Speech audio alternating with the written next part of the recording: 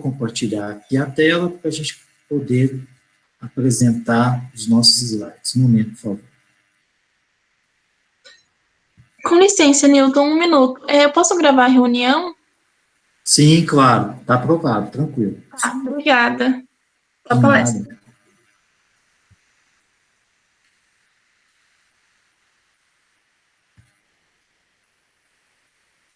Está aparecendo aí para vocês, tudo bem? Está sim. Aí só compartilha, por favor, no próximo link também. Por favor.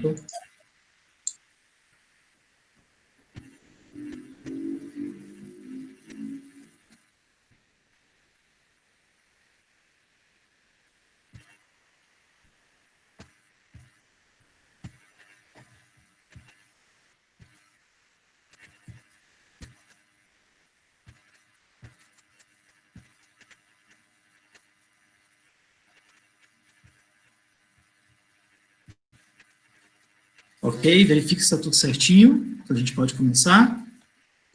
Perfeito. Bom, pessoal, nós vamos tratar, então, sobre a farmácia viva. Esse é o nosso tema central. E falar sobre farmácia viva, nós temos que tecer comentários a respeito da saúde pública e envolvimento das plantas medicinais no âmbito da saúde pública. Eu atuo como farmacêutico no Núcleo de Farmácia Viva, que pertence à Secretaria de Estado da Saúde do Distrito Federal, aqui em Brasília. A secretaria é estadual, Brasília não é um município, né, não tem uma característica de Secretaria Municipal de Saúde, e o projeto que deu origem à Farmácia Viva foi agregado ao Serviço Público de Saúde aqui no DF, no ano de 1989. Bom, assim como vocês, né, fui estudante de farmácia, escolhi ser estudante de farmácia e ser graduado em farmácia, mas desde meu tempo de escola, meu tempo de faculdade, esse envolvimento com o tema sempre esteve muito próximo a mim. A gente sabe que durante a nossa formação temos na grade disciplinas relacionadas à aproximação do farmacêutico no âmbito das plantas medicinais e dos fitoterápicos, né? Temos a disciplina de farmacobotânica, ou botânica aplicada à farmácia, temos a disciplina de farmacognosia, e eu me lembro que essa imagem que está acima aí, no meu último ano de faculdade, lá em Goiânia, na Universidade Federal de Goiás, nós, um dia, chegamos ao laboratório de farmacognosia, conversamos com a professora e decidimos levar o que era produzido dentro do laboratório de farmacognosia, não só como atividades práticas de laboratório, como também atividades de pesquisa, para um projeto de aproximação da universidade à população. Então, eu sempre via a necessidade dessa interlocução entre esse conhecimento que nós adquirimos a respeito do uso racional de plantas medicinais e os fitoterápicos na universidade com a população. E o tempo fez com que, a partir do momento que eu comecei a desenvolver atividades como farmacêutico na Secretaria de Saúde de Brasília, quando entrei no concurso público, em 1992, eu me deparei com a existência de um projeto que aqui já existia, e comecei a me aproximar a respeito desse assunto, que é o que eu vou contar para vocês aqui durante também a minha trajetória.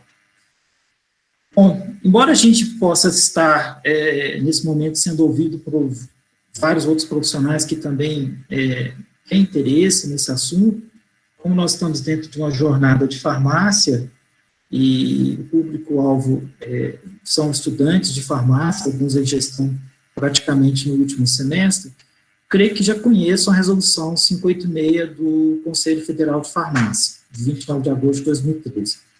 Essa resolução é um marco muito importante na nossa profissão, porque ela traz na sua ementa a prescrição farmacêutica e de outras providências.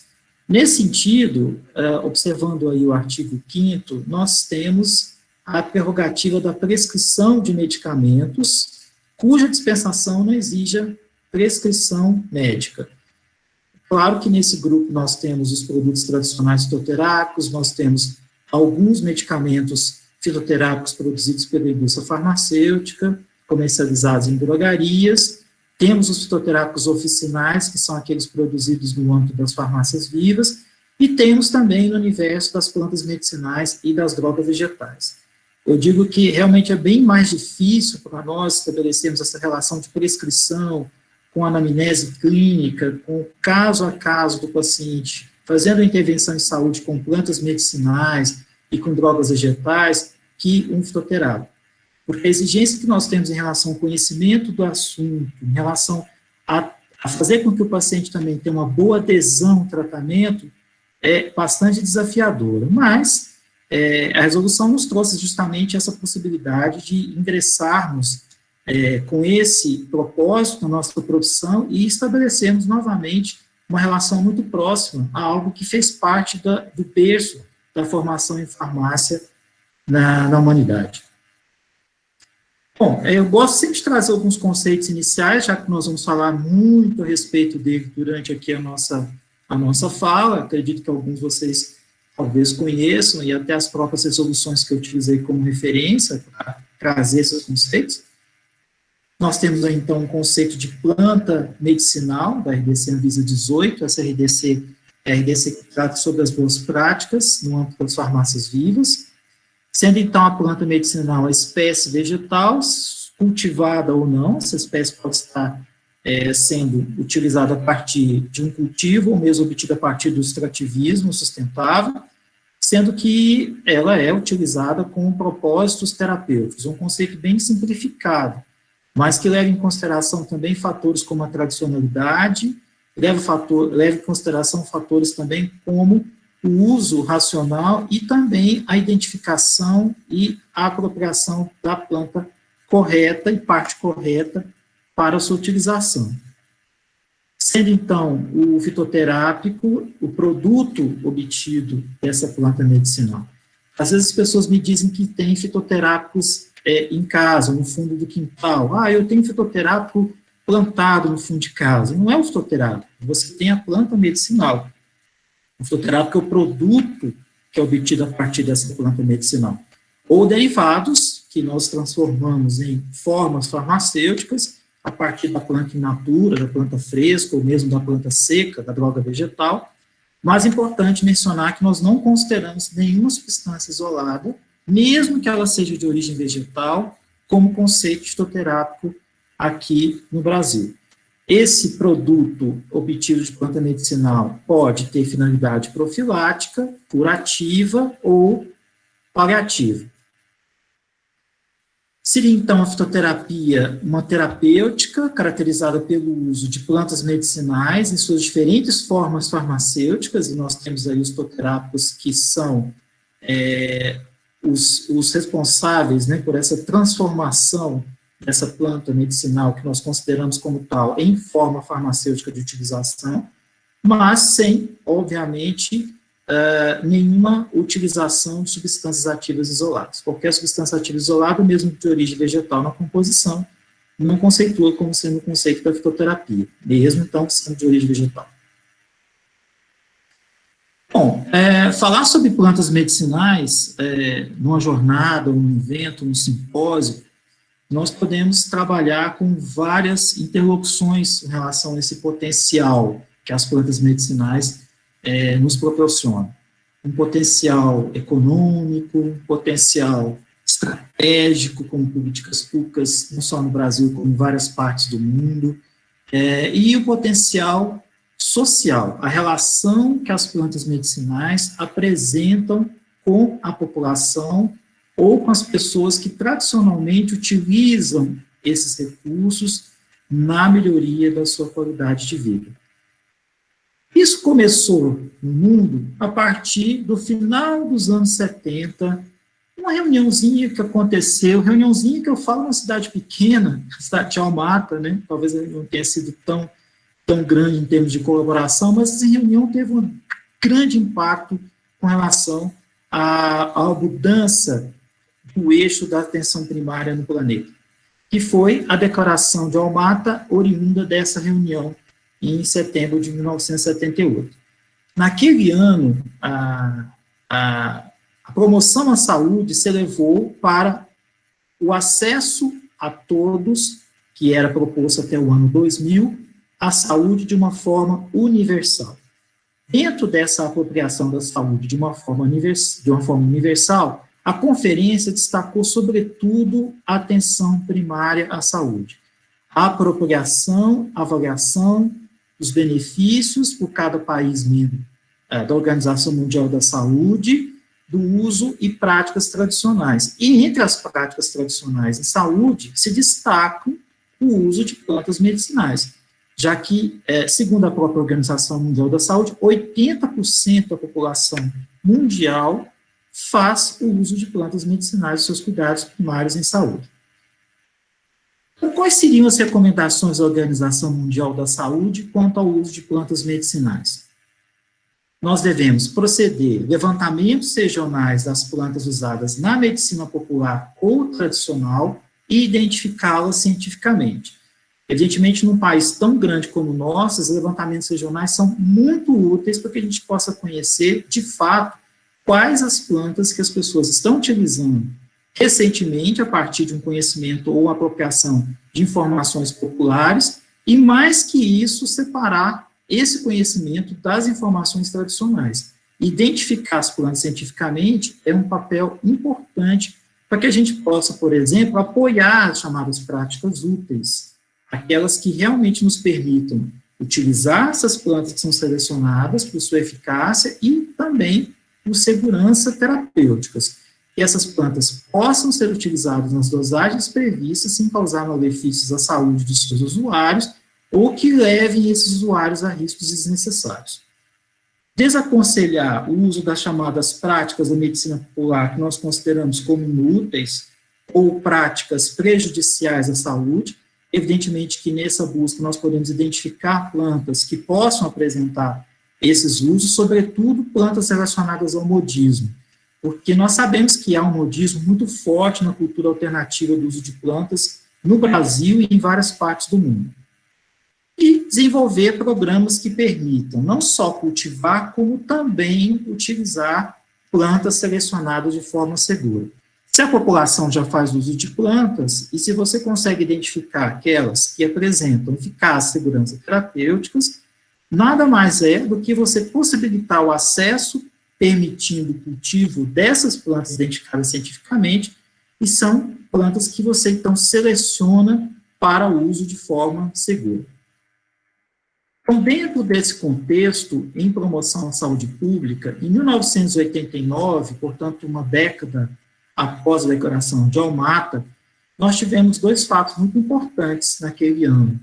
Primeiro, a premiação ao Prêmio Nobel da Paz, né, ao recebimento do Prêmio Nobel da Paz pelo Dalai Lama, líder mundial tibetano, pelo seu trabalho, e também a queda do Muro de Berlim, que aconteceram naquele mesmo ano, no final dos anos 80. Então, em 14 de agosto de 1989, a Secretaria de Saúde Federal criou o seu Programa de Desenvolvimento de Terapias Não Convencionais. Olha como é que era o nome do programa. Terapias não convencionais. Por que será que essas terapias, então, eram consideradas como não convencionais? O que se associava ao uso dessas terapias, as chamadas terapias mais utilizadas rotineiramente nos protocolos em saúde, e que faziam com que você pudesse, talvez, escolher de uma forma que o paciente pudesse ser assistido de forma segura e utilizar esses recursos na melhoria da sua qualidade de vida. Mas o programa nasceu com essa terminologia que está aí na tela, Programa de Desenvolvimento de Terapias Não Convencionais. Isso em 14 de agosto de 1989. Recentemente, agora em agosto desse ano, esse programa, que deu origem ao projeto de fitoterapia, completou 31 anos. Dentro, então, desse programa, nós tínhamos o projeto de fitoterapia. O programa de desenvolvimento de terapias não convencionais focava a medicina tradicional chinesa, a acupuntura, e também práticas da medicina tradicional chinesa, práticas corporais da medicina tradicional chinesa, a homeopatia e a fitoterapia. Nós vamos buscar, então, informações a respeito desse projeto de fitoterapia, cujo objetivo, então, era integrar a fitoterapia como opção terapêutica nos programas existentes nos centros e postos de saúde do Distrito Federal. O projeto, então, foi criado no âmbito da Secretaria de Saúde, e a integração se daria também no âmbito da Secretaria de Saúde, mas vinculada à atenção básica. Vocês podem perceber exatamente a partir do que está escrito aí na tela, né? Centros e postos de saúde. Então, era a atenção básica o foco principal desse projeto. À esquerda, o professor Francisco de Abreu Matos, criador do projeto Farmácias Vivas, que nós vamos comentar, e à direita, a professora doutora Maria Aparecida Costa, médica, que criou o Programa de Desenvolvimento de Terapias Não Convencionais, primeira coordenadora aqui no Distrito Federal. Para falar sobre farmácias vivas, nós precisamos falar de quem idealizou as farmácias vivas, quem criou as farmácias vivas, que foi o professor Francisco José de Abreu Matos, chamado carinhosamente de professor Matos, que nos deixou no ano de 2008. O professor Matos era farmacêutico, bisneto de farmacêuticos e professor emérito de farmacologia, fitoquímica, da Universidade Federal do Ceará, em Fortaleza. O legado científico do professor Matos é realmente muito grande. Durante toda a sua trajetória profissional, esse professor se dedicou a, não só a avaliação do conhecimento e uso tradicional de plantas no Nordeste, onde ele vivia, óleos essenciais, a parte fitoquímica, os conhecimentos tradicionais, e também apropriando-se das informações que ele achou necessário para criar um projeto que fizesse com que essas plantas, estudadas por ele e por sua equipe, transcendessem os muros da universidade e entrassem na relação social com a população nordestina que fazia o uso de plantas medicinais. Então, a partir de todo esse legado, o professor Matos criou o projeto Farmácias Vivas. Foi assim que ele denominou o projeto. Essa imagem que vocês estão vendo na tela é o primeiro livro do professor Matos trazendo a informação no título Farmácias Vivas, de 1991. Nesse livro, o professor Matos já destacava 30 espécies vegetais medicinais. E, observando as informações dessa primeira publicação, a gente pode tirar algumas conclusões muito interessantes. Olhem só. O que ele chamava como farmácias vivas? Segundo ele, era um jardim ou uma horta de plantas medicinais, mas que as espécies ali cultivadas fossem selecionadas pela eficácia terapêutica e também pela segurança de uso, para que não ocasionasse riscos desnecessários à população pela apropriação das suas finalidades de uso.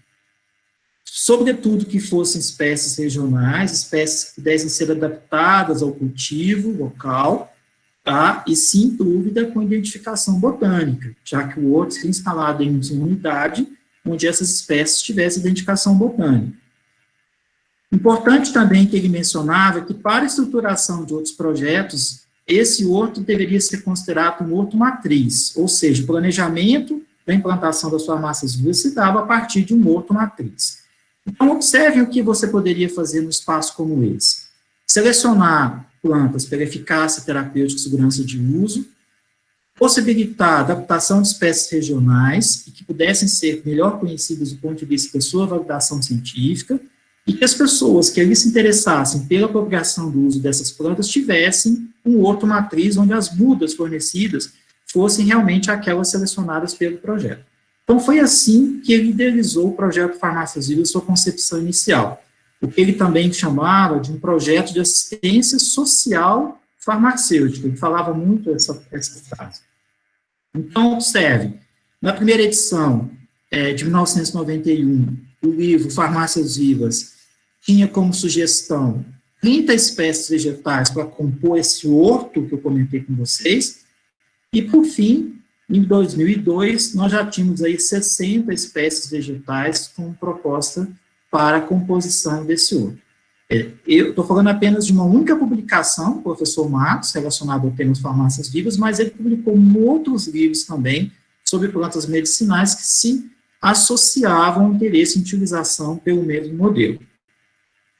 Tive a possibilidade de estar com o professor Matos em algumas ocasiões durante a minha vida, e o que eu conceituo o professor Matos como uma pessoa humanista, exemplar, pessoa que é capaz de se envolver, um grande pesquisador, porque ele pesquisava a fundo as informações, e que o que mais chamava atenção era a sua capacidade crítica e sugestiva, a partir do momento que você levava alguma informação para ele analisar ou te dar alguma posição. E realmente tudo isso nos possibilitou apaixonar realmente pela causa, pelo que ele fazia e pela proposta que ele conduzia. Bom, então, no eixo da fitoterapia na saúde pública do Distrito Federal, a presença do professor Matos aqui em Brasília foi fundamental. Ele esteve no início do projeto, no final dos anos 80, aqui em Brasília, com a primeira equipe. Eu ingressei na equipe no ano de 1992, então encontrei um projeto que já estava desenhado, né, em relação ao seu arcabouço, às suas metas, o que ele se propunha fazer, e, obviamente, falar em projeto com plantas medicinais e fitoterapia pública, a proposta era muito linkada ao que ele dizia, que era a necessidade de você estabelecer um elenco de plantas medicinais a partir da eficácia e segurança e com identificação botânica que pudessem ser utilizadas na promoção à saúde. A proposta inicial seria o alcance dessas plantas pela população de uma forma que pudessem ser utilizadas de maneira tradicional, um preparo que nós chamamos de preparações temporâneas, né? Infusões, decocções, escaldapés, compressas, inalações, mas a proposta como projeto também foi a produção do medicamento. A proposta surgiu também como meta construir um espaço onde nós pudéssemos transformar essas plantas em fitoterápicos. O projeto foi, então, bastante divulgado no âmbito da Secretaria de Saúde, imagens aí do ano de 1990, da participação do projeto em eventos, e um projeto que, ao longo desses anos, desses quase, nós estamos aí chegando aos 32 anos de projeto, né, no ano que vem, contou com a participação e com a atenção de vários professores, de vários especialistas, de vários profissionais da saúde, sobretudo da população do Distrito Federal, que realmente abraçou e acreditou na proposta do projeto. Então, nós tínhamos aí entre 1990 e 98, a maioria de vocês aqui não eram nascidos, né, dos alunos que estão aqui assistindo, uma oficina de processamento vegetal. Olha como é que era simples isso naquela época. Espaço onde as plantas medicinais eram colhidas, selecionadas, secadas e embaladas para preparações extemporâneas, para a produção de infusão e decocção. As plantas eram, então, embaladas na forma de sachês, era basicamente uma ervanaria esse espaço, exatamente a partir do próprio cultivo. O projeto sempre desenvolveu uma relação de cultivo próprio das espécies. Em 1998, nós inauguramos um espaço maior, né, já voltado à manipulação de medicamentos fitoterápicos, não com porte industrial. A farmácia viva não é uma indústria, ela nunca vai ser uma indústria, não é essa a proposta de projeto, mas que tivesse umas condições de execução de boas práticas de transformação dessas plantas em formas intermediárias e fitoterápicos manipulados a partir dessas formas. Em 2004, foi criada a Diretoria de Assistência Farmacêutica aqui na SES e a criação de um núcleo chamado Núcleo de Medicamentos de Assistência Básica Fitoterápica Homeopática. Nós tínhamos como propósito também a inclusão dos medicamentos homeopáticos, mas infelizmente nós não conseguimos avançar nessa possibilidade. Eis que, então, naquele ano, pela criação da Diretoria de Assistência Farmacêutica, os fitoterápicos foram inseridos no eixo da assistência farmacêutica do DF, passaram a ser incorporados no eixo da assistência farmacêutica do DF.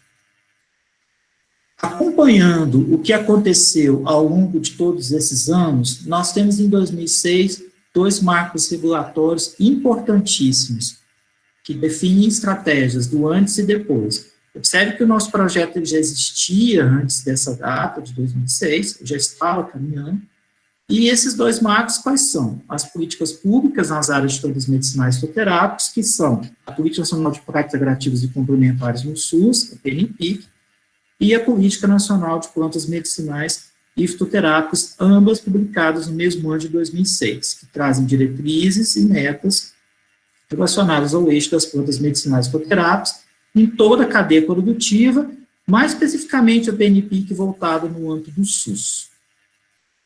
Eu gosto sempre de apresentar a diretriz 2 da PNPIC, que ela traz o provimento do acesso. Como que a gente pode prover o acesso a plantas medicinais e fitoterápicos aos usuários do SUS? Seriam, então, disponibilizadas plantas medicinais e ou fitoterápicos, podem ser os dois modelos, nas unidades de saúde de forma complementar. Então, observem, como nós começamos aqui, como programa de desenvolvimento de terapias não convencionais. Com a Política Nacional de Práticas Integrativas, nós passamos, então, a ser uma prática integrativa e complementar em saúde. Utilizando que tipo de modelo? Um ou mais dos seguintes modelos, ou produtos, podemos dizer assim também. A planta medicinal in natura, que é exatamente o modelo primário que o professor Matos pensou. A planta medicinal seca, que seria como o ervanário, como nós fizemos durante um bom tempo, a planta seca e utilizada, embalada para utilização, preparo de infusões e decocções, o fitoterápico manipulado e o fitoterápico industrializado. No eixo da farmácia viva, apenas nós não temos o fitoterápico industrializado, que é justamente a área que a farmácia viva não engloba. A farmácia viva não é indústria. Mas no eixo das outras áreas, a farmácia viva pode sim prover acesso a produtos medicinais e fitoterápicos aos usuários do SUS. Então, ela abrange mais de um desses produtos que estão citados aí na diretriz 2 da PNPIC.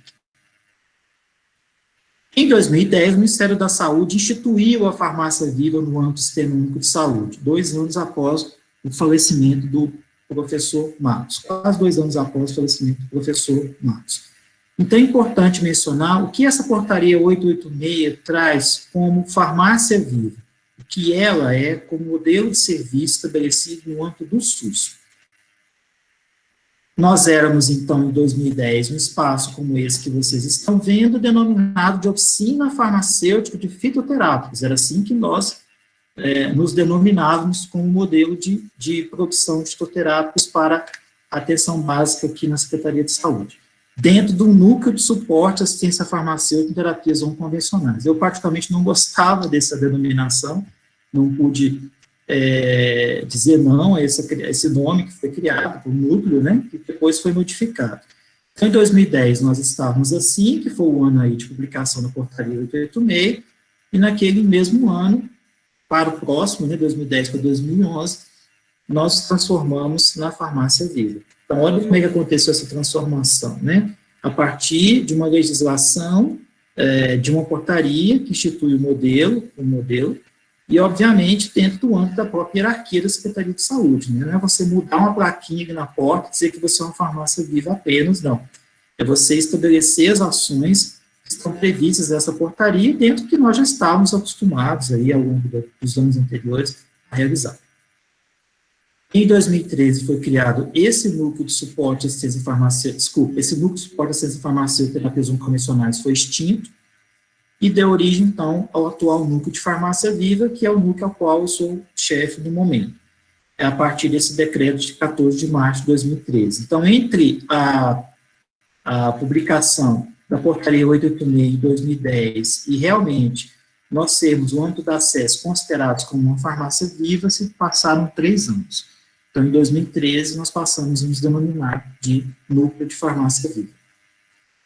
Em 2013, a Anvisa publicou a RDC número 18, que estabelece as boas práticas de processamento e armazenamento de plantas medicinais, etc. A publicação com várias denominações, mas que segue né, a disponibilização do que tem que se fazer no âmbito das boas práticas de implantação de modelo de serviço em farmácias vivas. É interessante aí que no artigo 10º, que a gente está observando, que o profissional legalmente habilitado à farmácia viva é o farmacêutico, com o seu respectivo Conselho Regional de Farmácia, habilitado na região onde a farmácia viva está instalada. E isso é importante a gente sempre mencionar. Então, o farmacêutico, ele participa de toda a cadeia produtiva. A gente vai ver agora o que se trata em termos do que a RDC 18 e a portaria 886 definiu. É uma cadeia produtiva que começa com escolha, seleção das espécies, cultivo, as etapas de processamento, e produção do fitoterápico com controle devido da qualidade e dispensação dos usuários na má conta do serviço. Em 2017, essa portaria de consolidação número 5 não atualizou a portaria 886, mas ela consolidou algumas outras portarias, então nós citamos a antiga portaria 886 hoje como uma portaria de consolidação número 5. Na verdade, essas normas que foram consolidadas não tiveram diferença em relação ao seu escopo. Então, juntando o que eu acabei de falar, a gente conceitua a farmácia viva como um serviço de saúde da assistência farmacêutica. Eu dei uma aguinha aqui, um segundinho. Instituído no SUS, por a portaria 886 que eu comentei com vocês, que depois foi convertida em um artigo, da portaria de consolidação de 2017, acabei de mencionar também, e regulamentado pela RDC 18 da Anvisa, que acabei de mostrar para vocês também. Então, o que, na verdade, a farmácia viva deverá realizar? As etapas de cultivo, colheita e processamento de plantas medicinais, bem como o armazenamento de drogas vegetais, a manipulação e a dispensação de fitoterápicos magistrais e ou oficinais. Então, olhando assim, parece uma coisa simples, né, pessoal? Mas não é nada simples. Realizar todas essas etapas de cadeia produtiva determinam um acompanhamento in situ de todas essas fases necessárias para que, ao final, você consiga fazer com que o fitoterápico chegue à mão do usuário do SUS, que é um produto produzido pela farmácia viva e acesso livre, gratuito, universal, com qualidade, segurança e eficácia. O núcleo de farmácia viva, ele, em 2018, teve publicado pelo decreto 39.546 as suas atuações, as suas áreas de competência. Então, embora a gente tivesse ali a portaria do 86, aquela portaria de consolidação 2017, nós tivemos interesse também em deixar definido no âmbito da Secretaria de Saúde quais eram as nossas competências. O que o núcleo de farmácia viva faz? Executa as etapas de cultivo, colheita e processamento de plantas medicinais, a manipulação e distribuição de fitoterápicos oficinais. A gente vai falar a respeito do que seriam esses fitoterápicos oficinais. Isso em consonância com não só a Política Nacional de Assistência Farmacêutica, a Política Nacional de Práticas Curativas Complementares, a Política Nacional de Plantas Medicinais e Fitoterápicos, que são políticas mãe para esse processo. Promover e apoiar a utilização racional de plantas medicinais e fitoterápicos no Distrito Federal e preparar e executar ações de educação em saúde com plantas medicinais e fitoterápicos. Então, o núcleo não está voltado apenas à produção do fitoterápico, também tem como competência ações de educação em saúde com plantas medicinais e fitoterápicos, que nós vamos mostrar o que nós temos feito nesse sentido. Executar as áreas de atividade de atuação atribuídas ao núcleo de farmácia viva em competência ou consonância com as políticas públicas aqui da Secretaria de Saúde do Distrito Federal. Hoje, então, nós fazemos parte da gerência do componente básico da assistência farmacêutica, que está subordinada à diretoria de assistência farmacêutica da SES-DF. É assim a nossa hierarquia no âmbito da Secretaria de Saúde. Evidentemente que tem outras subsecretaria, temos coordenações que eu omiti na informação, mas nós somos um núcleo da assistência farmacêutica do Estado. Bom, vamos falar então sobre as plantas medicinais que nós utilizamos, as espécies vegetais, e aí nessa tabelinha eu trago a relação das 10 espécies vegetais medicinais, vou mostrar fotos para vocês. Eu coloquei o nome popular, vocês sabem que não tem regra, né? O nome popular você pode chamar do nome que você quiser, mas a nomenclatura botânica, sim, né? Assim nós sabemos que existem regras. E à direita coluna, o ano de introdução dessa planta ao cultivo. Então, nós temos Alecrim-pimenta, Lipacidoides, 1989, junto com Babosa, Aloe Vera, e o Boldo, Prectranus barbatus, 1989. Lá embaixo, o Guaco, Micânia vervicata, que também foi introduzido em 1989. Na verdade, o projeto ele tinha 10 espécies propostas no seu documento original, lá no início dele, e que, ao tempo, nós tivemos que fazer algumas modificações em relação ao cultivo, mas a introdução de espécies, mas mantivemos essas 4 que estão descritas para vocês. Em 2000, nós introduzimos o confreio, sulfito officinale. Em 2008, a córdia curaçábica. a erva baleeira, e em 2011 o funcho Panicum vulgare, que foi a última espécie que nós introduzimos no cultivo. Essas que estão com a bandeirinha do Brasil são as espécies genuinamente brasileiras. Então, a aloe vera, Pectanus barbatus, o boldo, né, o funcho, Panicum vulgare, não são plantas brasileiras, são plantas exóticas adaptadas ao nosso país. Mas a alecrim-pimenta, a erva baleeira e o guaco, sim, essas plantas são genuinamente brasileiras, da nossa biodiversidade. A Micânia levigata, aí da região onde vocês estão, né? Vocês aí em Campinas assistindo a palestra agora, região de Mata Atlântica, né? Cultivo. Então, o cultivo é feito a partir de horto próprio, de manejo de tratos culturais. Nós tivemos sempre preocupação de ter o cultivo das espécies selecionadas pelo núcleo para utilização na preparação dos seus fitoterápicos, a imagem de um dos outros que nós tivemos em 1992. E a produção vegetal que se dá a partir desse cultivo, nós temos 3 eixos. O próprio horto da farmácia viva, que foi criado em 1990, esse horto existe, né? Nós atualmente cultivamos 7 espécies vegetais. Vocês viram aqui no quadro, né? São 7 espécies vegetais. Então, no próprio horto, nós cultivamos essas 7 espécies vegetais. Temos um trabalho em parceria com o Complexo Penitenciário da Papuda, que vocês já devem ter ouvido falar da Papuda, aqui em Brasília, Complexo Penitenciário. Em 2009, nós iniciamos um projeto em cooperação com o setor de produção agrícola do complexo, com 3 a 7 espécies vegetais do nosso elenco, cultivadas lá com os tratos culturais desenvolvidos pelos presos, pelos detentos. Em 2009, iniciamos também uma parceria com o Horto do Semagem, aqui em Brasília, com o cultivo de uma espécie vegetal, que é a Micânia levigata, o guaco. Aí está a imagem do Horto da Papuda, no ano de 2009, como nós iniciamos o cultivo. Esse trabalho vem sendo desenvolvido desde então, com apoio dos sentenciados em regime de redução de pena, que podem trabalhar no campo, lá no Complexo Penitenciário da Papuda. Nós realizamos a colheita das espécies, com acompanhamento desses sentenciados, mas eles não participam dos tratos pós-colheita, apenas nos auxiliam na colheita, no cuidado com o solo, com a terra, e esse material é levado para as instalações da farmácia viva para o processamento pós-colheita. Nesse espaço nós temos hoje a Micânia levigata, o guaco, a Cordia curaçávica, a erva baleeira, e também a Lipacidoides, o alecrim-pimenta. 3 espécies do elenco são cultivadas nesse local.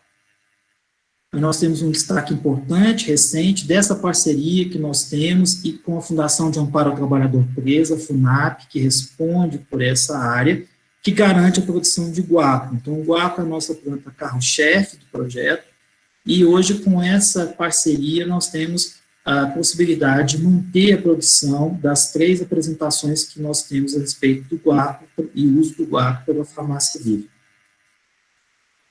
O professor Matos nos deixou um legado muito importante em termos de informações relacionadas às plantas medicinais para o modelo Farmácias Vivas, possibilitando a inserção de algumas em serviços pelo Brasil afora. E no caso de Brasília, foi a Lipacidoides, o alecrim-pimenta que está sendo mostrado aí para vocês. Ele dizia que se a mulher dele tivesse ciúmes dele com alguém, teria com essa planta, ele brincava, porque ele estudou muito essa planta nativa da Caatinga, da região árida do Nordeste, uma planta que produz óleo essencial rico em timol e cavacrol, com forte ação antisséptica. Essa espécie participa da Relação Nacional de Plantas Medicinais de Interesse ao SUS, uma relação de 71 espécies, e ela teve recentemente uma publicação, em 2018, pelo Ministério da Saúde, sistematizada. Então, as informações técnico-científicas dessa planta você pode consultar baixando esse livreto que está aí na tela, sobre a Lipacidoides, o alecrim-pimenta, a erva baleeira, a alecrim-pimenta, a Lipacidoides. Essa espécie, ela é utilizada por nós desde o início do projeto e representa para nós, muito importante, a concepção da introdução da planta pelo projeto Farmácias Vivas, desenvolvido no Ceará pelo professor Francisco de Abreu Matos. Eu acredito que vocês devem conhecer bastante, né, uma planta muito conhecida, a aloe vera. Importante mencionar que essa espécie tem várias, esse gênero tem várias espécies, Indiana Roy. Essa que nós trabalhamos é a Vera, é uma planta que você faz extração da mucilagem, composto polissacarídeo, na parte interna da polpa da planta. Nós desenvolvemos um extrato a partir dessa planta e utilizamos na produção de um gel. Esse é o boldo nacional, que está desde o início do projeto. Existem várias espécies conhecidas pela população com o nome de boldo. Essas são muito comuns quintais pelo Brasil afora. Nós temos poucas informações técnico-científicas dessa espécie, mas é uma espécie que já está praticamente no rol das plantas categorizadas como produto tradicional fitoterápico, porque há mais de 30 anos nós utilizamos essa planta em alguns modelos de serviço público. Em Brasília, a gente já está se aproximando dos 30 anos de uso dessa planta. Uma planta muito interessante para a utilização no preparo de formas farmacêuticas com ação antidispéptica. Essa planta é muito utilizada pela população no preparo de chás, ou mesmo de macerações a frio, em distúrbios digestivos, distúrbios gástricos em geral.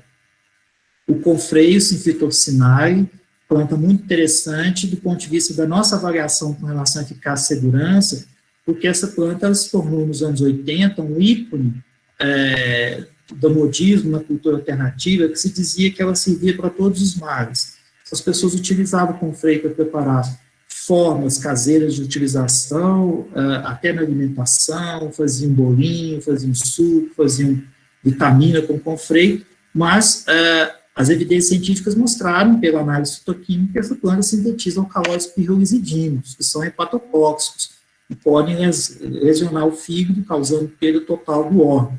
Então, o uso oral da planta não é recomendado, embora de forma externa, né, de uso externo, na forma de preparações semissólidas, ela tem eficácia e segurança muito grande com o uso em tratamento de cicatrização de ferimentos. Lógico, tem que ter um acompanhamento desse uso, e também o tempo de uso tem que ser observado para evitar a absorção percutânea desses alcaloides. É uma planta muito usada na Europa e é uma planta usada também na homeopatia. Aí está a erva baleeira, né, a Cordia curaçábica, ou Cordia verbenácea, como também é muito conhecida. É uma planta que, quando entrou no projeto em 2008, realmente ela fez uma divisão de águas, principalmente com o sentido fitoterápico de uma planta brasileira tão importante como essa, né? É uma planta que se cultiva facilmente aqui no Cerrado, no Distrito Federal, ela se adaptou bem, embora seja da região de vocês, de Mata Atlântica, mas aqui no Cerrado ela se adaptou muito bem. Nós temos alguns trabalhos publicados aqui em parceria com instituições de ensino, instituições de pesquisa, como a UNB. Esse é um trabalho que nós fizemos aí em 2015, publicado, que trata sobre a determinação do ácido rosmarínico na Cordia verbenácea a partir da tintura preparada dessa planta, né? Atualmente nós usamos mais a tintura, nós usamos um extrato concentrado da droga vegetal, 50% peso-volume, que é preparado para o uso na formulação do gel homônimo, o gel de erva baleeira.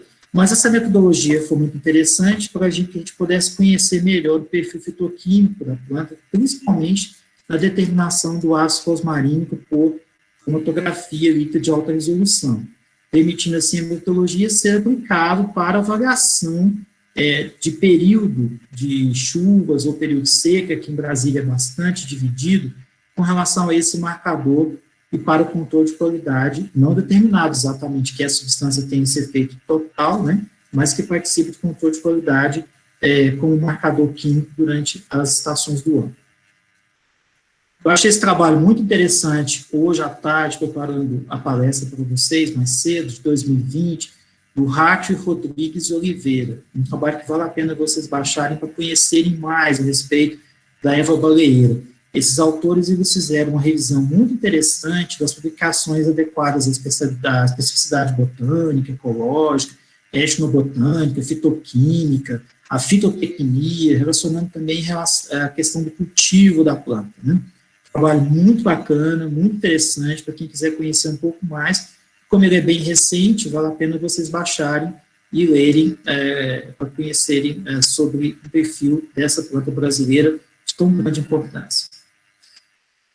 Aí nós temos uma planta mais recente, 2011, um grande desafio para nós, que é uma planta que tem que ser desenvolvida todo o processo de produção até chegar ao fruto, né, que é o funcho, que muita gente chama de erva doce nacional. É muito comum você ouvir isso, embora a erva doce seja Pimpinella anismo, que é uma espécie estrangeira. Essa planta precisa chegar ao florescimento e frutificação, a gente precisa utilizar o fruto.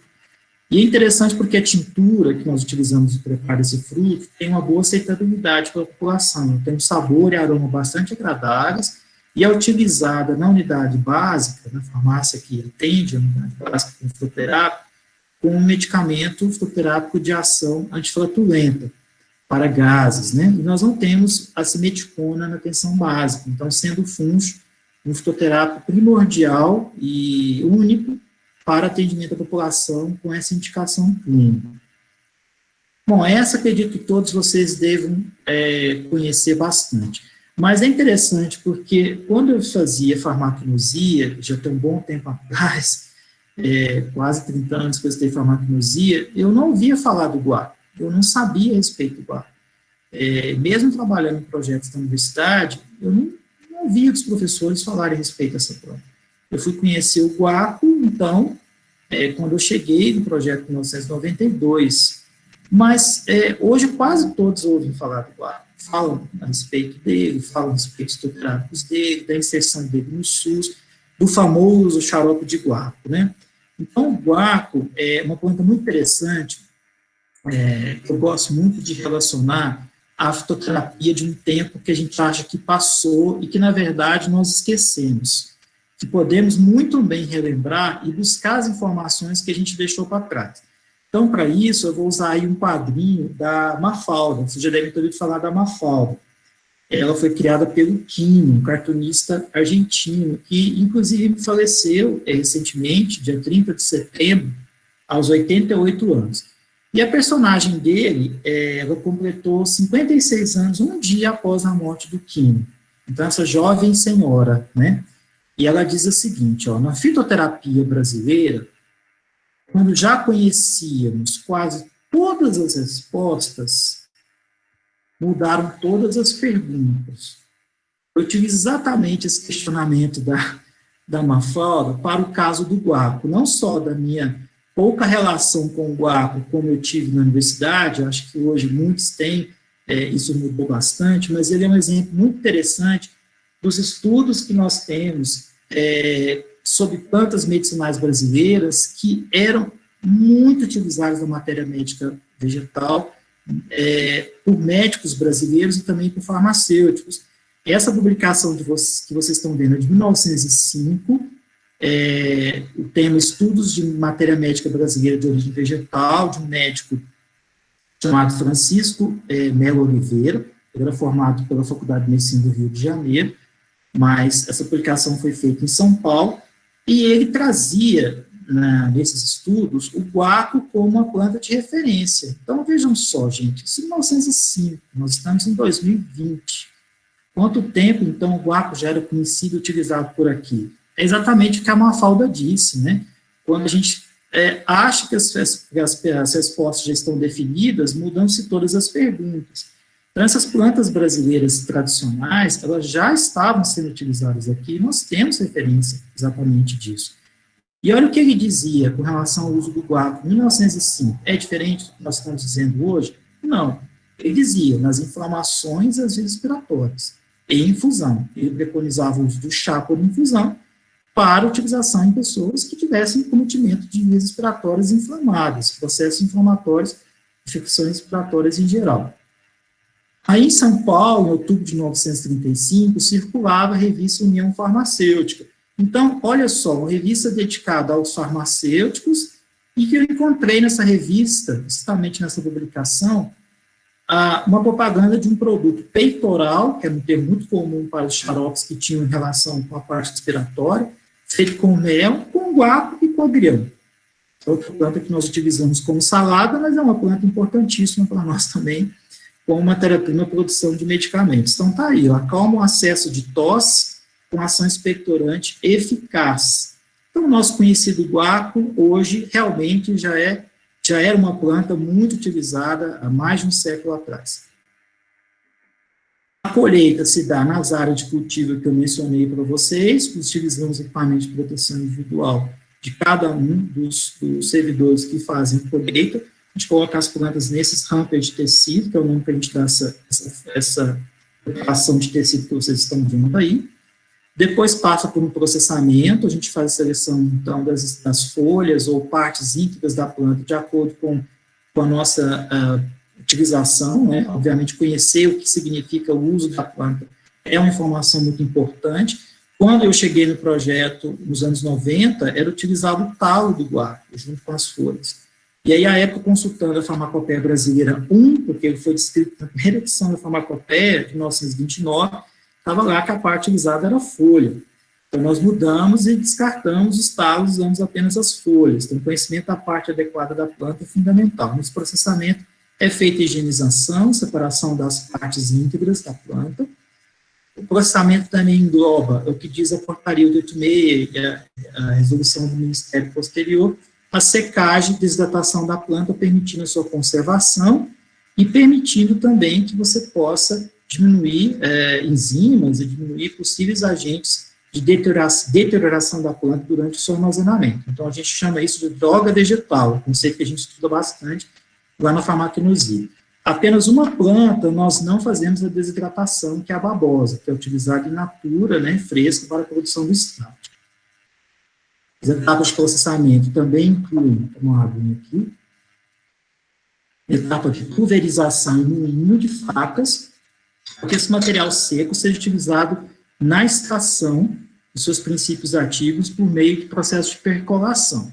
Ou pós-colheita em algumas situações definidas, como, por exemplo, embaixo, aí vocês estão vendo, o processamento do funcho. A gente tem que tirar cada frutinho dessa umbela, que é esse modelo de inflorescência que vocês percebem aí para o funcho. O armazenamento, então, dessa droga vegetal feito em ambiente com controle de temperatura e umidade, protegido da luz, para que possa ser conservado nessas condições e não perder suas características físico-químicas. A manipulação se dá também pela própria farmácia viva, seus próprios extratos são desenvolvidos, e a partir desses extratos a partir deles é que nós desenvolvemos as formas finais, que eu vou mostrar para vocês aqui um quadrinho, quais são essas formas. Bom, os fitoterápicos que nós produzimos são chamados de oficinais, são aqueles descritos no formulário de fitoterápicos da Farmacopeia Brasileira. Nós temos a primeira edição dele, a primeira edição, o primeiro suplemento. Nós já estamos próximos aí da segunda edição do formulário de fitoterápicos da Farmacopeia Brasileira, permitindo, assim, a utilização em estoque mínimo, tanto em farmácias de manipulação, como também em farmácias vivas. Então, o formulário, ele oficializa as formulações. Grande parte das nossas formulações já estavam sendo feitas muito antes do formulário ter sido publicado. Então, nós incorporamos, ou o formulário incorporou, né, porque a gente participou, inclusive, das reuniões com projetos no Brasil que apresentaram essas formulações aqui para a equipe da Farmacopeia Brasileira. Então, hoje, todos os nossos fitoterápicos são oficinais, são aqueles escritos nesse documento que vocês podem baixar pela internet. Esse quadrinho vai apresentar as colunas com espécie vegetal, a forma ou formas farmacêuticas, as apresentações, as indicações. A gente começa lá pela parte de baixo com o guaco, a Amitânia levigata. Nós apresentamos como xarope, tintura e chá medicinal, com ação expectorante. Então, nós temos imagens aí para mostrar para vocês. Acima, um envelope de papel pardo, dentro dele 30 gramas da droga vegetal, preparação de infuso, embaixo xarope, direita em cima a tintura de guaco, que é também importante, porque é necessário para a produção do xarope. Nós temos uma cadeia produtiva do guaco bem definida, alguns dados de 2018. Em 2018, nós produzimos 14.681 unidades do xarope e bem menos de unidades de chá medicinal e 235 unidades de tintura para fracionamento direto. Para isso, a gente teve que colher 444 quilos de planta fresca, natura, e obtivemos quase 42 quilos da droga vegetal e, por fim, 115 litros de tintura para chegar a esse produto final. Temos aí marcado as tinturas, que são extrações hidroetanólicas, nós temos aí o boldo e o funcho com ação antiflatulenta, antidispéptica e antiespasmódica. boldo com ação antidispéptica. Dispepsia é muito comum, a gente observa muito isso nas unidades básicas de saúde, nessa condição clínica, que pode ser perfeitamente tratada, seus sintomas, com obviamente, acompanhamento do profissional da saúde, com o uso da tintura de boldo, inclusive podendo se associar no mesmo momento que você faz uso, a tintura de funcho. Não a mesma formulação no mesmo frasco, né? São frascos diferentes, cada um com sua tintura, mas na hora de você utilizar, você pode juntar as duas tinturas. Você tem a imagem, então, dos frascos com a tintura de funcho e a tintura de boldo Prectantis barbatus. Por fim, nós temos, então, o géis de alecrim-pimenta, de confrei e de erva baleeira, o de alecrim-pimenta de séptico, antimicótico, escabicida, para sarna, o confrei cicatrizante, para equimoses, hematomas e contusões, e a erva baleeira, um gel anti-inflamatório em dores associadas a músculos e tendões. Está sendo muito interessante o seu uso pela fisioterapia. E a gente também, recentemente, lançou a compressa da droga vegetal. Você recebe o pacotinho com a droga vegetal, prepara uma infusão e faz uma compressa. Essa formulação de compressa também é oficinal, ela está descrita no formulário de fitoterápicos da farmacopeia brasileira. Aí você tem o gel, imagem do gel de baleeira, babosa, com freio de pimenta, em potinhos de 30 gramas, que é assim que é dispensado nas unidades. Aí você tem a embalagem da compressa de erva baleeira, que é um produto que a gente lançou recentemente. O paciente recebe, então, aí dentro, um pacotinho, né, saquinho plástico com 30 gramas, que fica nessa embalagem primária escura, em papel par, para proteger contra a luz, com as informações técnicas e a forma de preparo. Preparando, então, essa compressa a partir da infusão e colocando diretamente na região afetada com ação anti-inflamatória. Hoje nós temos 22 unidades de saúde cadastradas, sendo 20 unidades básicas de saúde e um hospital relacionados ao nosso atendimento. Nossa produção máxima hoje, pela nossa capacidade técnica, nós temos hoje 4 farmacêuticos, nós temos, então, 10 técnicos desenvolvendo toda a cadeia produtiva. As instalações físicas não mudaram muito ao longo desses 30 anos, alguns equipamentos também não. Hoje nós conseguimos chegar no máximo 30 mil unidades ano. Em 2018 a gente chegou a 27 mil e pouco, 27.429. O ano passado, um pouquinho menos, 2.170, um pouco menos, né, 2.178, por conta da falta de um insumo. Importante a gente verificar que o projeto é um projeto público, gratuito, sem fins lucrativos, e depende do poder público para se manter. E dentro do poder público a gente sabe das limitações com relação à questão de aquisição de insumos, compras, processos de compra, então tudo isso pode impactar na produção do medicamento. Os prescritores, os fitoterápicos, são aqueles profissionais habilitados legalmente pelos seus conselhos de classe, respeitando, então, os seus códigos de conselhos profissionais. E isso a RDC 18, que expõe sobre as boas práticas, traz. Então, os prescritores médicos, dentistas, os próprios farmacêuticos, os fisioterapeutas, os nutricionistas. Já que os fitoterápicos que nós produzimos, eles são oficinais e eles são MIPs, eles são medicamentos isentos de prescrição. Então, quem determina não é a farmácia viva, quem determina é o conselho de classe, cabendo ao prescritor optar pelo atendimento e pela utilização na atenção básica. Eu mostrei para vocês, então, a resolução do conselho, que trata sobre a atuação na prescrição farmacêutica no âmbito dos fitoterápicos que não exige prescrição médica, fortalecendo o que eu acabei de dizer. E mais importante também a questão da possibilidade de também prescrever a planta medicinal e também a droga vegetal em preparações extemporâneas. Nosso controle de qualidade, parte dele é feito pela própria farmácia viva. Uma coisa que realmente é necessária, você ter um voucher botânico de identificação das espécies. Então, o projeto ele precisa ter seus parceiros, né? Nós não temos um botânico dentro do projeto. A gente pode buscar o botânico na universidade, uma instituição de pesquisa. Quando você faz um estudo científico sobre uma espécie da farmácia viva, você faz depósito do voucher, que é necessário para você publicar o artigo depois. Então, isso a gente tem sempre feito em projetos de colaboração. Temos um projeto de colaboração com o Laboratório Central de Saúde Pública, aqui do DF, que faz análise com controle de qualidade de alguns dos produtos que nós produzimos, principalmente em relação às técnicas de análise que não nos permitem ser feitas no ambiente de trabalho que nós estamos. Isso, o perfil microbiológico é um deles. Temos ações de promoção à saúde com plantas medicinais, então nós não temos a questão apenas da produção do fitoterápico, né? Essas ações envolvem a participação dos farmacêuticos nas unidades básicas de saúde, e são os profissionais que estão na ponta e participam ativamente do projeto.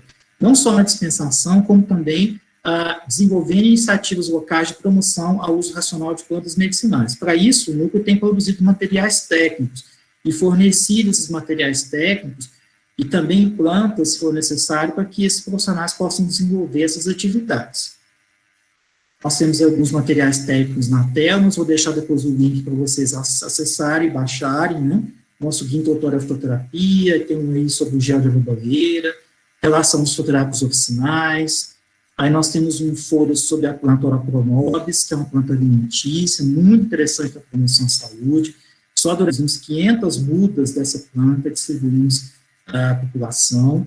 Goiabeira, que é uma planta muito interessante na diarreia aguda e enterite, provocada pelo rotavírus. A tanchagem, uma planta auxiliar na promoção à saúde, com ação inflamatória tópica, em gagarez e bochechos. Aí um projeto que nós desenvolvemos de preparação de um difusor de capim citronela contra a Aedes aegypti, fizemos também um spray a partir desse próprio difusor. Como que se prepara esse difusor, como que se utiliza, você pode baixar esse material diretamente no link da Secretaria de Saúde, que trata sobre os projetos da Farmácias Vivas. E nós estamos com um novo projeto, possivelmente para 2021, nós já caminhamos bastante, de um fitoterápico oficinal, esperando também a publicação próxima, no segundo exemplar, no segundo edição da Farmacopeia Brasileira. Nesse sentido, nós apresentamos em fevereiro de 2019 para o secretário de Saúde, que está aí na tela, Dr. Osnilson Okumoto, que é farmacêutico, secretário estadual de saúde aqui em Brasília. Essa planta que está na tela, que é a Alpinia zerumbé, uma zingiberácea, conhecida como colônia. A gente já cultiva essa planta há bastante tempo na farmácia viva. Então, nós temos o laudo de determinação botânica dessa planta, já depositado em herbário, da Fundação Oswaldo Cruz, Farmanguinhos. Temos aí a proposta de desenvolvimento real de fitoterápico, vai ser um chá medicinal a partir das folhas secas, rasuradas da colônia, com indicação auxiliar no alívio da ansiedade leve. O primeiro fitoterápico que nós vamos lançar na rede, com interesse ao tratamento, com acompanhamento, evidentemente, de pacientes no auxílio da ansiedade leve. Estamos aguardando, então, a publicação da segunda edição do formulário da Farmacopeia Brasileira. Publicamos agora, recentemente, um trabalho em parceria, né, um trabalho com a equipe de Farmanguinhos, que fez análise fitoquímica da nossa planta aqui, em comparação com a matéria cultivada aí na região sudeste. Então, nós já temos o perfil fitoquímico dessa planta, a caracterização das condições de cultivo dela aqui no Cerrado, o que nos possibilita também uma informação muito interessante como ela se comporta aqui nas condições de clima e solo do Cerrado. Para que vocês possam acessar as informações, estou terminando a minha apresentação, basta clicar, então, no site da Secretaria de Saúde, www.saude.df.gov.br. Embaixo vocês têm aí a barrinha de medicamentos, clique em medicamentos, e aí vai aparecer lá embaixo, farmácias vivas fitoterápicos. Vocês cliquem aí em farmácias vivas fitoterápicos e tem acesso a todas as informações sobre as farmácias vivas. Então, você tem aí os informes técnicos, os guias, folders, tem um guia muito interessante para plantas resfriadas e gripes comuns. Semana passada a gente colocou um guia que foi recentemente lançado sobre plantas em ansiedade. Tem guia de plantas para uso in natura em projetos comunitários, né, o difusor de capim citronela, o spray de capim citronela, a goiabeira. Matérias sobre as farmácias vivas, são vídeos que estão no YouTube ou programas de televisão aqui da nossa região, fotos também, e a relação das unidades básicas que nós dispensamos. E o guia com os fitoterápicos, que esse guia que está aí, ó, Guia Fitoterápicos Oficinais do Núcleo de Farmácia Viva, oitava edição de 2018. Eu quero mais uma vez agradecer a toda a equipe da 15ª Semana Acadêmica de Farmácia da Unicamp, muito feliz pelo convite de todas vocês. Eu agradeço a Ana Carolina, que fez contato comigo, mas sintam-se todos vocês abraçados também da comissão que participou ativamente da construção desse evento, não são poucas pessoas, eu vi que são, acho que uns 10 ou 15, né, que participaram da comissão organizadora. Me coloco à disposição de vocês, quando por acaso vierem a Brasília, e tudo voltando ao normal, e isso vai acontecer, para que vocês possam fazer uma visita, se desejarem, entre em contato conosco, vocês têm aí o nosso e-mail, nosso telefone institucional, e vou estar aqui com vocês mais algum tempinho, né, Ana Carolina, para algumas dúvidas que eu possa sanar com vocês pela minha apresentação. Então, um grande abraço para vocês e sigamos aqui mais algum tempinho juntos. Muito obrigado.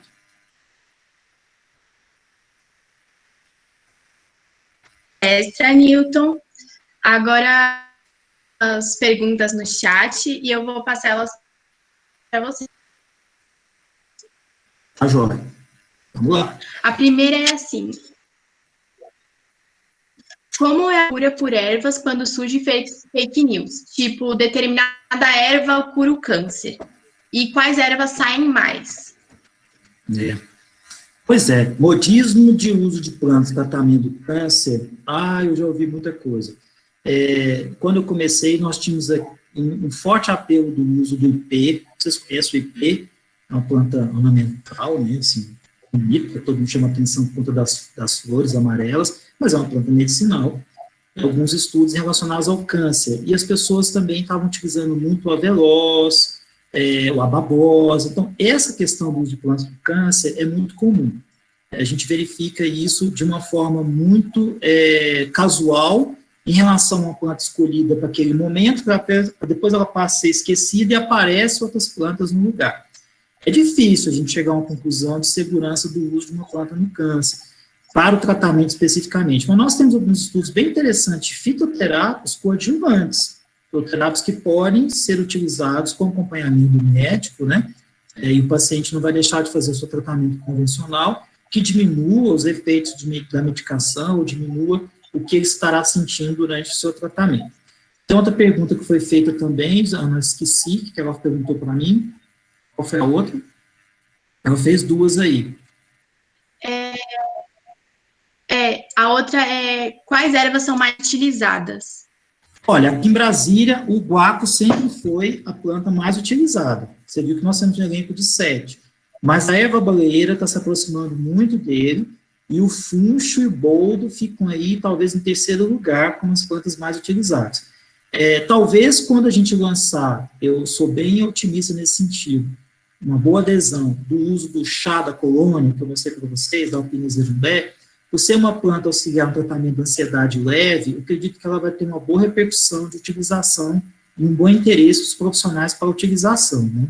Então, acho que isso vai ser também impactante aí nos próximos anos. Certo. A próxima pergunta é: vocês só cultivam plantas que são disponibilizadas pelo SUS? Não, a gente tem várias outras espécies lá. Espécies tóxicas, venenosas, algumas plantas com potencial alimentício. Quando as pessoas visitam as instalações do horto da Farmácia Viva, elas não conhecem só as 7 espécies que a gente usa para a produção de fitoterápicos. Elas conhecem outras plantas que são cultivadas lá para educação e saúde. Vocês viram ali Oroporonobis, vocês viram ali Tanchagem, são plantas que nós fornecemos, mas nós temos lá. As pessoas passam a conhecer a goiabeira, uma planta muito comum, né? Goiabeira muita gente conhece, tem muita goiabeira por aí nos quintais, e é uma planta medicinal. Então, nós temos goiabeira lá também. E algumas plantas do cerrado, que nós também conversamos sobre elas durante a apresentação, como o jatobá, nós temos jatobá, que é uma planta do cerrado. Então, não são só as espécies com interesse na produção dos medicamentos, não. A gente tem um universo bem maior de plantas lá. Certo. A próxima não é bem uma pergunta, mas uma curiosidade. Qual a influência dos conhecimentos botânicos indígenas na fitoterapia moderna? O guaco é exemplo. O guaco é uma planta que foi identificada no Brasil pelo uso botânico, etnobotânico e indígena tradicional, né? O guaco, que foi utilizado, inclusive, com ação antiofídica. Olha só que interessante. O guaraná é uma planta também que nós temos uma relação nesse sentido, babatimão, Sifnodendra distringens. Nós temos vários exemplos de plantas. Pra você tem uma ideia, a primeira edição da Farmacopeia Brasileira de 1929, ela trazia basicamente espécies indígenas, espécies tradicionais utilizadas por aqui. Então, a influência foi muito grande. Se a gente fosse debruçar na origem dessas plantas, né, copaíba também, já devem ter ouvido falar da copaíba, copaibeira, também é uma planta de influência indígena. Então, nós temos vários exemplos interessantes para contar, hein? Muito legal. E nessa mesma linha da pergunta, a mesma pessoa perguntou: e no caso de drogas vegetais psicodélicas usadas por alguns povos nativos, elas podem ser consideradas medicinais para algumas patologias como depressão, ansiedade? Se houver um estudo que identifique esses fatores, sim. Existem grupos de pesquisa trabalhando nessa linha. Eu já li alguma coisa nesse sentido. Embora a gente saiba que o interesse maior de utilização é o ritualístico, né? A utilização em rituais. As pessoas que praticam o conhecimento nesses rituais. Existe potencial, mas existe necessidade de avaliação técnico-científica nesse sentido. Para isso, a gente tem que se debruçar e verificar quem são esses grupos e que estão publicando, né? Quem sabe a gente possa ter uma repercussão aí de alguns exemplos que muitas vezes nós estamos nem acompanhando, que esses grupos já chegaram em termos de evolução dessas pesquisas, mas o potencial, eu acredito que existe sim. A próxima pergunta é: a fitoterapia pode ser utilizada como única forma de tratamento ou seria um complemento? Pode ser utilizada como única forma de tratamento, dependendo do caso clínico do paciente, sim. Muitas vezes, em alívio sintomático de uma doença, o fitoterápico, a planta medicinal ou a droga vegetal podem ser, sim, a única forma de tratamento. Se você sente um desconforto estomacal, um desconforto intestinal, produção de gases, sensação de empachamento, então você chega em casa, faz uma infusão de erva doce, ou faz erva doce com camomila na infusão, ou toma uma tintura de funcho, não é? Que é o nosso caso, o fitoterápico que nós produzimos, ela vai aliviar o seu sintoma. Então, é um tratamento naquele momento que te traz uma resposta terapêutica adequada. Em alguns casos, você precisa fazer um tratamento a longo prazo, e medicamentos que nós sabemos que exigem acompanhamento médico. O farmacêutico não pode prescrevê-los, mas ele pode acompanhar a evolução do uso desses medicamentos, e principalmente com relação à interação medicamentosa, né, Ana Carolina? Porque em muitas situações as pessoas acreditam que o produto, por ser natural, ele é isento de reações adversas. Se tratando de um medicamento industrializado, então, principalmente os cajados, medicamentos de tarja vermelha, que são de exigência de prescrição médica, nós, como farmacêuticos, precisamos ter uma atenção muito especializada com o uso crônico desses medicamentos. Que, infelizmente, as pessoas ainda se automedicam, e com produtos naturais, ainda a automedicação talvez seja muito mais fortalecida, justamente por acreditarem que o produto é inócuo, pode ser utilizado por tempo determinado, sem causar nenhum malefício à saúde, o que não é verdade. Nossa, isso é bem verdade. Eu escuto bastante pessoas falando que produtos naturais não causam nada, que pode sair tomando. Sim, na verdade, nós difícil. Temos vários casos que pacientes que vão submeter a um processo cirúrgico, vão com uma cirurgia letiva, você precisa saber o que o paciente está utilizando, pacientes que tomam medicamentos antidepressivos, que utilizam, às vezes, algum antidepressivo natural, ou buscam alguma opção com uma planta com ação depressora no sistema nervoso central, pacientes que têm problemas cardíacos, diabéticos, esses aí a gente tem que tomar uma atenção muito grande com relação ao uso de plantas. Pacientes, então, que usam medicamentos controle da hipertensão arterial, que usam plantas de ação diurética, plantas que têm ação hipoglicemiante, no caso de pacientes diabéticos, né, e associam esse uso. Então, são pacientes que a gente não pode deixar sem acompanhar e questionar o paciente se ele está utilizando algum produto natural. É importantíssimo. Certo. A próxima pergunta é assim: foi possível perceber uma redução na prescrição de medicamentos não fitoterápicos nas UBSs que adotaram a dispensação dos fitoterápicos da farmácia viva? A gente não tem essa informação, é uma informação de campo necessária a ser feita lá na ponta, né? Os fitoterápicos que nós produzimos aqui, eles fazem parte da relação de medicamentos essenciais, a REME, que nós chamamos. A REME, cada município, estado, ela pode criar a sua própria relação. Então, nós consideramos os fitoterápicos como opções terapêuticas. Mas nós não sabemos, por exemplo, se houve uma diminuição de algum uso de algum outro medicamento sintético alopático, né, embora os fitoterápicos também sejam alopáticos, por conta da introdução desse medicamento que surgiu ali na atenção básica. Agora, por exemplo, no caso da erva baleeira, ela é opção única. Nós não temos outro medicamento com ação anti-inflamatória tópica associada a dores em músculos e tendões na atenção básica. Então, não tem outro medicamento sintético, outro produto disponível para a mesma indicação clínica. Então, passa a ser o fitoterápico a única opção terapêutica, né? O xarope de guaco, quando ele entrou também, basicamente nós tínhamos iodeto de potássio. O xarope de iodeto de potássio é o único utilizado na rede. Hoje, praticamente todos os profissionais da saúde aqui no DF conhecem o xarope de guaco. Então, é uma opção. Se o médico quiser optar pelo iodeto de potássio, se ele tiver padronizado e o produto tiver sido adquirido, pode se utilizar. Mas se ele quiser optar pelo produto natural, ele tem o fitoterápico como opção terapêutica para isso. É o que a gente espera.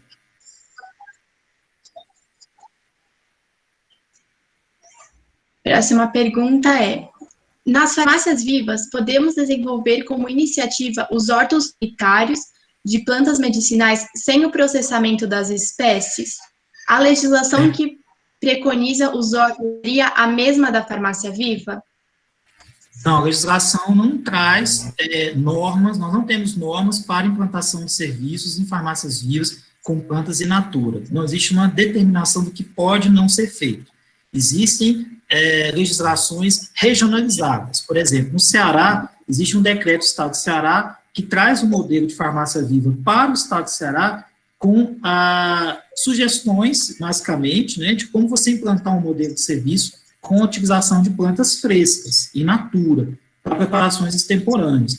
Mas o nome que você dá a esse projeto pode ser qualquer nome. Você pode chamar um nome do projeto com a apropriação desse uso de um projeto de extensão universitária, por exemplo, desde que você atinja aquela concepção que eu acho que é necessária da seleção adequada das espécies para eficácia e segurança e com identificação botânica, né? Se você vai colocar boldo aí em Campinas, será que é o mesmo boldo que eu estou utilizando aqui? Alecrim, será que você vai colocar a planta alecrim aí nesse outro? É o mesmo alecrim que eu conheço aqui? Então, essa identificação botânica é fundamental. Mas o modelo que o Ministério da Saúde estabelece é o modelo da cadeia produtiva do fitoterápico. Esse modelo existe uma norma sanitária da Anvisa e a própria portaria do Ministério da Saúde. Mas hortos comunitários em saúde, organizações não governamentais, com acompanhamento de profissionais que entendam realmente do tema, que se apropriem e façam um diálogo muito, muito grande com a população tem muito a ganhar. Desde que você realmente faça um trabalho bacana nesse sentido. Tem um trabalho bem legal também no Maranhão, de uma colega nossa, da Kaline, que desenvolve esse modelo que você falou, que é o modelo do uso do horto terapêutico, bem bacana. Então, existem alguns modelos bem interessantes no Brasil nesse sentido. Nessa mesma linha da pergunta, a pessoa perguntou assim: existe incentivo material para a implementação das farmácias vivas ou pela assistência farmacêutica? Existe, tem um edital que foi publicado anteontem, aí na página do Ministério da Saúde, para as prefeituras, secretarias municipais e estaduais de saúde implementarem o seu modelo de farmácias vivas.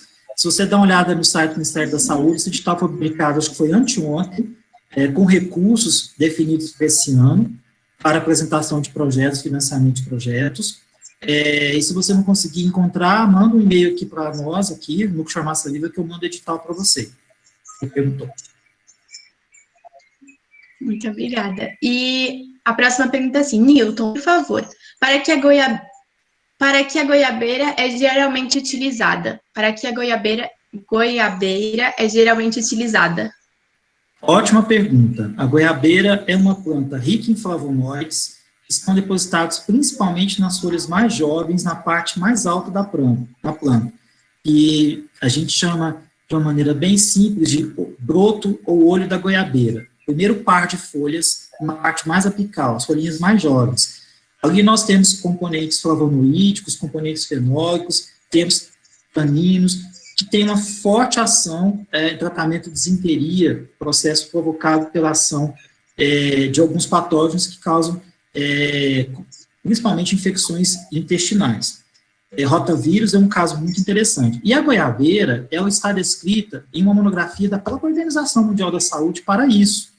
Então, é um recurso muito interessante, porque goiabeira eu considero como uma planta medicinal vira-lata, né? Ela está em todo canto. E você tem informações técnicas dela também no memento terapêutico fitoterápico da farmacopeia brasileira. A gente pegou as informações da Organização Mundial da Saúde, desse memento que eu acabei de mencionar, e mais algumas informações, e criamos um folder. Então, essa pessoa que perguntou sobre a goiabeira, quiser utilizar, vai lá no site que eu coloquei aí, durante a palestra, baixa o folder da goiabeira, que você tem todas as informações sobre o uso dela na atenção básica em disenteria provocada pelo rotavírus. Muito legal. A próxima é: como podemos alertar as pessoas que usam essas plantas medicinais de forma incorreta?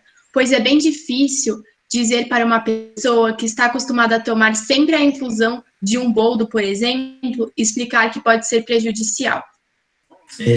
É um trabalho que você tem que fazer de educação em saúde. Esse é também uma grande importância da farmácia viva, porque a farmácia viva ela está envolvida em um sistema público que a maioria da população acessa.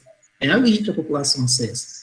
Então, um papel de educação em saúde, promoção a palestras, capacitações, treinamentos. Muitas vezes você, como o próprio professor Matos dizia, substituindo uma prática considerada insegura por alguma prática que a pessoa, muitas vezes tem a planta no seu ambiente, eu já conheço a planta, mas que esse uso se torne mais apropriado, principalmente no uso prolongado.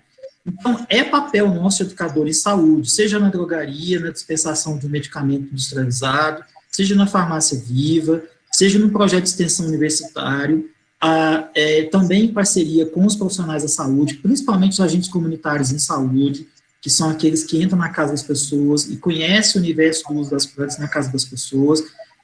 Eu vejo o farmacêutico como um profissional importantíssimo nesse processo, porque ele tem uma bagagem muito interessante de informações, né, apropriada na sua formação para esse diálogo. É claro que ele vai ter que se aprofundar, vai ter que buscar mais informações para chegar de uma forma que seja compreensível e aplicável para quem for ser aquele indivíduo orientado por esse farmacêutico. Mas isso é educação em saúde, isso é necessário, e a gente tem vários modelos que podem ser utilizados promovendo saúde com plantas medicinais e promovendo acesso a plantas medicinais seguras e com identificação botânica. Certo. A próxima é: Newton, como se dá a indicação de fitoterápicos para criança? Há alguma relação de plantas liberadas e proibidas? Como os pais são orientados? A gente tem pouca literatura, infelizmente, para o uso de plantas medicinais para criança. Principalmente, você tem de considerar que, se você tem acesso a um medicamento industrializado, talvez seja um pouco mais fácil, porque a própria indústria ela consegue desenvolver uma tecnologia farmacêutica que permita você adequar a dose à criança. Mas existem, sim, alguns livros e algumas recomendações sobre isso. Existe, por exemplo, um livro muito interessante sobre fitoterápicos na pediatria. Esse livro foi publicado primeiramente em alemão, depois em inglês, e me parece que já tem uma publicação em português sobre esse livro. Alguns compêndios, formulários, trazem algumas indicações também do uso para crianças. Mas nem tudo você vai encontrar, e principalmente dependendo do veículo. Hoje, por exemplo, eu recebi uma solicitação de uma colega farmacêutica da UBS sobre o xarope de guaco, se esse que nós fornecemos para a UBS tinha corante. Olha que interessante. Porque há crianças que não podem usar xarope com corante, por conta do quadro alérgico. E eu disse a ela, não, o nosso não tem corante, então você pode utilizar. Mas uma tintura, como nós fazemos, você pode utilizar para criança? Não, porque ela contém etanol. Tintura contém etanol. Então, um público-alvo que você precisa ler bastante e adequar realmente a posologia exatamente a esse recurso. É uma informação clínica importante para você estudar. E existem pediatras que trabalham com fitoterápicos em crianças, e que muitas vezes também associam a manipulação, porque já que as doses são calculadas de acordo com a idade, com o peso, né, condição física da criança, você pode mandar manipular, uma farmácia de manipulação. Aí você pode conseguir o fitoterápico mais adequado para aquele caso. Bem legal. É assim, há algum estudo para indicar que demonstre o resultado satisfatório das plantas medicinais no tratamento medicamentoso da ansiedade, ao compararmos com medicamentos como, por exemplo, cloridrato de fluoxetina? Obrigado pela palestra, foi ótima. Obrigado. Tem alguns trabalhos interessantes feitos pelo Rio de Janeiro, por alguns médicos do Rio de Janeiro, que fizeram uma comparação nesse sentido. Mas no momento que você tem uma planta, no nosso caso, a nossa proposta é preparação extemporânea, que é a planta seca, a droga vegetal, preparo de infusão. Com essa indicação, auxiliar o tratamento da ansiedade, nós não estamos indicando tratamento da ansiedade, ela é um coadjuvante. Mas se o paciente estiver utilizando um fitoterápico, um medicamento sintético, com a mesma indicação clínica, ele não pode utilizar a preparação com a planta. A comparação em relação a esses fitoterápicos depende muito até do processo de desmame. Tem alguns estudos que mostram, por exemplo, que você vai desmamando o paciente com aquele medicamento sintético por um fitoterápico e o processo tem que ser acompanhado, que não é uma coisa tão rápida, tão simples assim. Agora, eu não sei se eu respondo a resposta de acordo com o que a pessoa perguntou, a comparação de eficácia. Talvez sim haja alguns estudos de eficácia, mas não é só eficácia que a gente tem que levar em consideração, né? A gente tem que levar em consideração a segurança e adaptação do paciente ao uso do fitoterápico. Porque nós sabemos que o resultado com o fitoterápico não é tão rápido quanto a gente tem com a molécula sintética, né, pessoal? Se tomar uma molécula sintética, o resultado é muito mais imediato que um fitoterápico, que você tem um princípio do fitocomplexo. A gente não pode esquecer disso, eu nem falei isso na minha aula, que é diferente do princípio da molécula isolada, mesmo sendo de origem natural, né? Isso é importante a gente mencionar. Bacana pergunta, gostei. Certo. Agora, a última pergunta é: no trabalho de explorar a Amazônia ou outras vegetações nacionais para descobrir novos ativos de origem botânica? Ou essa parte fica para outras pessoas? Bom, a farmácia viva pode colaborar, né? Mas são os pesquisadores, né? Deixa eu perder a voz, acabou. Espera aí. Quem vai para a ponta, né, quem está na pesquisa e busca a regionalidade. O Matos fez isso muito bem no Nordeste. Mas existem muitas pessoas na região Norte que fazem muito bem também. E buscam as informações regionais nas plantas regionais. Porque moram ali e estão desenvolvendo pesquisas locais. Certo. Bom, então a gente finalizou as nossas perguntas. Queria agradecer mais uma vez, Newton, e agora eu passo a palavra para a Beatriz para dar as últimas informações. Muito obrigada. Estou liberado já? Posso ir embora? Sim. Ô, gente, obrigado demais, viu, por vocês terem me convidado. Falei muito, a voz já foi embora. Mas eu agradeço muito a Ana Carolina e toda a comissão organizadora. Deixei os contatos aí, qualquer coisa, pode entrar em contato com a gente aqui, tá bom? Grande abraço para vocês. Foi ótima a palestra. A gente recebeu diversos elogios. A gente passa para você. Bacana, vou aguardar. Legal. Tchau, fique com Deus. Tchau, tenha uma boa tarde. Bom, gente, boa tarde a todos. Eu vim aqui para falar nossa palavra-chave. A palavra-chave de hoje, dessa palestra, é plantas. Então, não se esqueçam de preencher o formulário e colocar a palavra-chave da maneira correta, para que a gente possa validar a presença de vocês. Fora isso, vim aqui também deixar uns recadinhos, que hoje a gente ainda tem a palestra de ozonioterapia, que vai acontecer às 19 horas e vai ser ministrada pelo Rafael Ferreira. Então, a gente conta com a presença de todo mundo. Agradeço a paciência, a presença de todos aqui na sala do Meet. E voltamos às 19 horas. Muito obrigado pela presença de todos. Qualquer coisa, estamos online ali no Instagram, nas nossas redes sociais. Falem conosco. Horário de Brasília, 19 horas, horário de Brasília. Obrigada.